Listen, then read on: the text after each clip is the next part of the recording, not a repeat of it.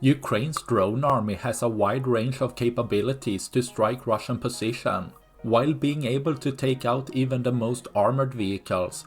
The smaller payload a FPV drone usually can carry is more limited, but Ukraine seems to try and change this, as some of their drones carry huge warheads, causing massive explosions. Being able to focus on reinforced position or more well-protected positions like buildings, making no space left on the battlefield safe, taking out one after another position, leaving one less for tomorrow.